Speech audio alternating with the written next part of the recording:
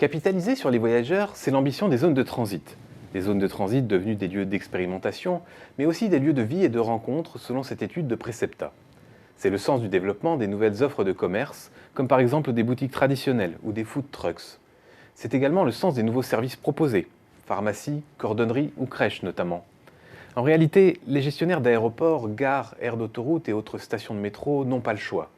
Face au ralentissement de la croissance des redevances payées par les transporteurs, leur principale source de revenus, il leur faut trouver de nouvelles sources de financement pour augmenter les capacités d'accueil et moderniser les infrastructures. Cela implique de nouer des partenariats gagnant-gagnant inédits avec des acteurs de l'économie locale de l'avis des experts de Precepta. Des partenariats nécessaires pour attirer les consommateurs non captifs, comme par exemple les riverains, en plus du flux captif de voyageurs. Ouvrir l'écosystème à d'autres opérateurs est une nécessité. Nouer des partenariats est en effet la seule solution pour conquérir des consommateurs autres que les voyageurs. Les partenariats entre les gestionnaires de zones de transit et d'autres acteurs peuvent prendre différentes formes. La première, c'est celle de la promotion croisée, à l'image du partenariat qui lie Gare et Connexion de la SNCF et le Musée des civilisations de l'Europe et de la Méditerranée. L'idée, c'est de prolonger les expositions dans les gares et ainsi d'aller à la rencontre de nouveaux publics. La seconde possibilité est d'inscrire les partenariats dans des logiques de coopétition, c'est-à-dire des alliances entre concurrents.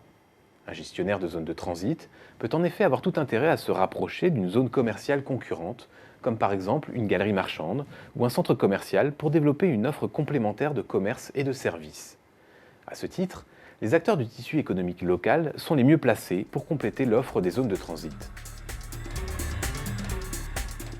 Se doter d'une stratégie digitale est également un bon moyen pour accélérer la croissance et la performance de la zone de transit.